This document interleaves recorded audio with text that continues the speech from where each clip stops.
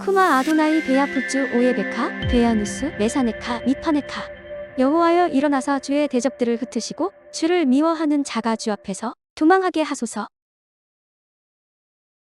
샬롬 생각하는 성경 홀리아미입니다. 오늘의 말씀에는 하나님께서 왜 이스라엘 백성들에게 경계를 넘어오지 못하게 했는지에 대한 이유가 나옵니다. 다만 한글 번역으로는 이 이유를 명확하게 파악하기 힘들기에 원어인 히브리어로 이해할 필요가 있습니다. 21절의 한글로는 백성이 밀고 들어와 여호와를 보려고 하다가 죽는다고 번역되어 있지만 히브리어로는 여호와를 보기 위해 백성들이 하라스, 파괴하다, 허물어뜨리다 하면 많은 자들이 나팔, 떨어지다, 추락하다 한다입니다. 쉽게 설명하면 경계를 넘어온 자들을 여호와께서 벌 주시기 위해 죽이시는 것이 아니라 경계를 넘어오기 위해 백성들이 하나님의 명령을 파괴하고 허물어뜨리기 때문에 그들이 하나님께서 요구하시는 조건에서 떨어지게 된다. 하나님을 만날 만한 믿음에서 추락한다는 의미입니다. 이때의 포인트는 하나님의 명령을 하라스, 파괴하고 허물어뜨렸기 때문에 하나님을 만날 수 없는 것입니다. 22절에도 제사장들의 몸을 성결하게 하라. 성결한 몸이 아니면 그들을 친다라고 번역되어 여자를 가까이 하지 않는 몸의 정결이 중요한 것처럼 해석되고 있지만 히브리어로는 몸의 정결이 아니라 제사장들은 카다시, 카도시, 거룩, 구별해라. 거룩하지 않으면 그들을 파라치, 깨뜨리다, 흩어지게 한다의 구별됨의 개념입니다. 쉽게 설명하면 하나님을 섬기는 제사장들은 애국과 구별되어 하늘에 속해야 하는데 여전히 애굽 또는 땅에 속하여 평범한 백성들로부터 구별되지 못하면 하나님은 그들의 제사장 직분을 파라치, 깨뜨리고 흩어지게 한다는 의미입니다.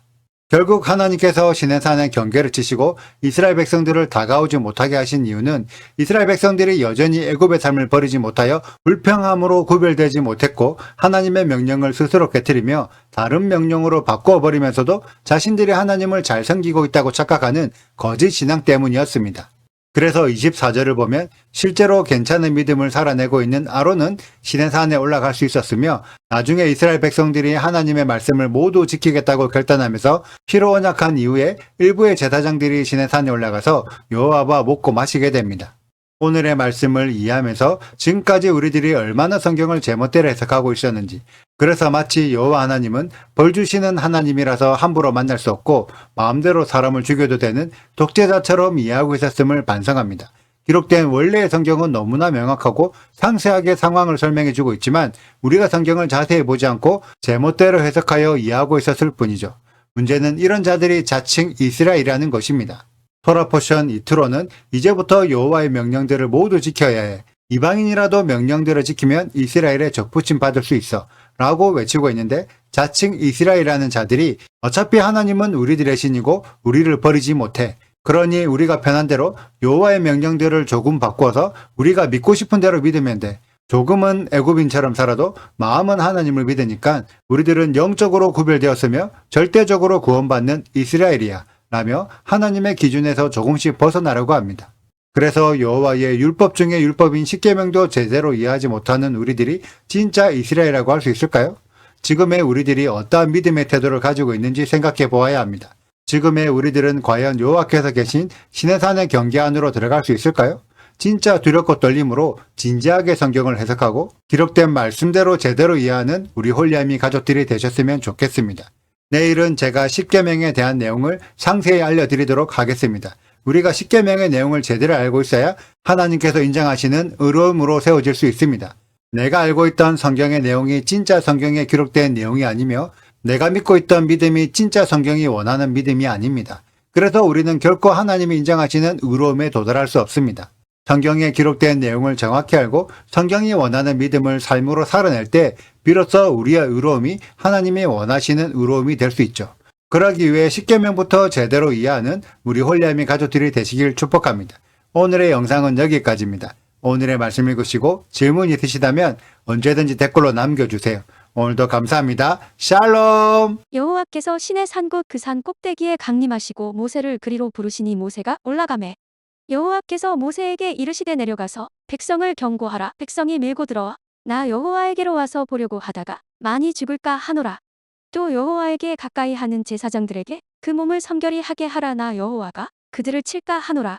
모세가 여호와께 아뢰되 주께서 우리에게 명령하여 이르시기를 산 주위에 경계를 세워 산을 거룩하게 하라 하셨사온즉 백성이 신의 산에 오르지 못하리이다. 여호와께서 그에게 이르시되 가라 너는 내려가서 아론과 함께 올라오고 제사장들과 백성에게는 경계를 넘어나 여호와에게로 올라오지 못하게 하라 내가 그들을 칠까 하노라. 모세가 백성에게 내려가서 그들에게 알리니라.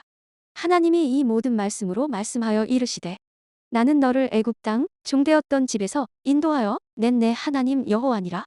너는 나 외에는 다른 신들을 내게 두지 말라.